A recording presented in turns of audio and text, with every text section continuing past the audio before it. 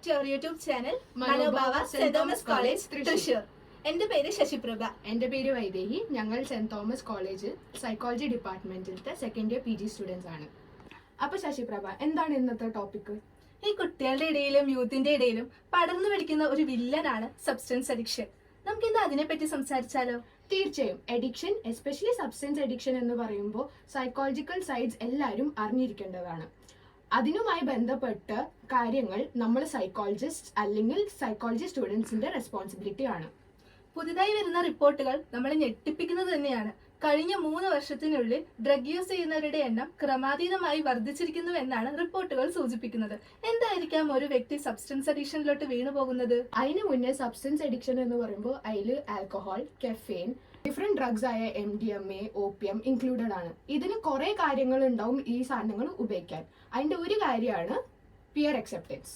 അവരിൽ ഒരാളായി കണക്കാക്കണമെങ്കിൽ ആ കൂട്ടുകെട്ടിൽ ഉള്ളവർ ചെയ്യുന്ന കാര്യങ്ങൾ അതുമാതിരി തന്നെ ചെയ്യേണ്ടി വരും. അതിപ്പോൾ സബ്സ്റ്റൻസ് യൂസ് ചെയ്യണതും ആകാം. അപ്പോൾ അവനോന്റെ ഫ്രണ്ട് സർക്കിൾ ചൂസ് ചെയ്യുമ്പോൾ ശ്രദ്ധിക്കേണ്ട കുറെ കാര്യങ്ങളുണ്ട്. ഇനി അത്തരം ഒരിടത്തിലാണ് നമ്മൾ ചെന്നുപെട്ടതെന്ന് മനസ്സിലാക്കിയാൽ നോ എന്ന് പറഞ്ഞ് തിരിച്ചു നടക്കാൻ നമുക്ക് സാധിക്കണം. അസേർട്ടീവ്നെസ് എന്നാണ് ഈ ഒരു സ്കില്ലിനെ പറയുന്നത്. എല്ലാവരും നേടിയെടുക്കേണ്ട ഒന്നാണ്. ശരിയാണ്. അസേർട്ടീവ്നെസ് കുറഞ്ഞവരാണ് പലപ്പോഴും ഈ ഒരു പിയർ പ്രഷറിൽ വീഴുന്നത്.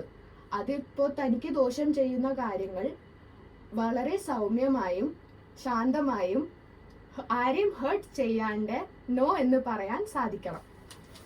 നോ എന്ന് പറയുന്നിടത്ത് നോയും എസ് എന്ന് പറയുന്നിടത്ത് എസും പറയാൻ ഒരു വ്യക്തിക്ക് സാധിക്കണം. ഞങ്ങളെ കേൾക്കുന്ന പാരന്റ്സ് ശ്രദ്ധിക്കേണ്ട ചില കാര്യങ്ങളുണ്ട്. കുട്ടികളുടെ ലൈഫ് സ്റ്റൈലിലും ബിഹേവിയറിലും പെട്ടെന്ന് വരുന്ന മാറ്റങ്ങൾ ശ്രദ്ധിക്കേണ്ടതാണ്. അത് ഇപ്പോൾ അറിയണം വെച്ചാൽ അവരുമായി നല്ല അടുപ്പം ഉണ്ടാവണം. എന്നാലേ ആ കൂട്ടുകെട്ടിൽ ആരൊക്കെയാണെന്നും എങ്ങനെയുള്ളവരാണെന്നും നമുക്ക് മനസ്സിലാക്കാൻ പറ്റൂ. പിന്നെ മിക്കവരും പറയുന്ന ഒരു കാര്യമുണ്ട്, ഒരിക്കലെങ്കിലും ഇതെങ്ങനെയാണ് വർക്കാകുന്നത് എന്ന് അറിയണമെന്നുണ്ട് എന്നുള്ളത്. ഒരു ക്യൂരിയോസിറ്റി, അത് സ്വാഭാവികമാണ്. പല ഡ്രഗ്സും ക്യൂരിയോസിറ്റി കൊണ്ട് ഒരു പ്രാവശ്യമെങ്കിലും ട്രൈ ചെയ്ത് കഴിഞ്ഞാൽ അത് നമ്മുടെ ബോഡി വീണ്ടും വീണ്ടും ആവശ്യപ്പെടും. അപ്പോൾ മനസ്സുകൊണ്ട് നമ്മൾ വേണ്ട എന്ന് പറഞ്ഞാലും ബോഡി അത് അനുവദിക്കില്ല. ലഹരിക്കോ മറ്റോ അടിമപ്പെട്ട് പോയിട്ടുണ്ടെങ്കിൽ അതിൽ നിന്നും തിരിച്ചു വരാൻ സാധിക്കുന്നില്ലെങ്കിൽ നമുക്ക് ചുറ്റും നിരവധി ഡി അഡിക്ഷൻ സെന്ററുകളുണ്ട്. അതുപോലെ തന്നെ ഗവൺമെന്റ് ഹെൽപ്പ് ലൈൻ നമ്പേഴ്സ് ഉണ്ട്. സഹായം തേടാൻ വൈകരുത്. അതുപോലെ ജീവിതത്തിൽ സ്ട്രെസ്സും സങ്കടവും കുറയ്ക്കാൻ വേണ്ടിയിട്ട് ലഹരിയിൽ ഡിപ്പെൻഡ് ചെയ്താൽ അത് നമ്മളുടെ physical, mental and family issues കൂട്ടും. ജീവിതം ഒന്നും കൂടിയും കൈവിട്ടു പോകും. അപ്പോൾ ഒരു നിമിഷത്തിലത്തെ സുഖം നിത്യമായും നാശത്തിലേക്കായിരിക്കും കൊണ്ടുപോകുക. അപ്പോൾ അസേർട്ടീവ് ആയിരിക്കുക, അവെയർ ആയിരിക്കുക, നല്ല ഫ്രണ്ട്ഷിപ്പ് ഉണ്ടാക്കുക.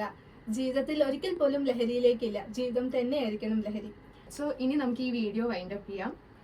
ഇതുപോലെയുള്ള ഇൻഫോർമേറ്റീവ് വീഡിയോസിനായി Manobhava saint Thomas college Thrissur YouTube channel follow ചെയ്യുക.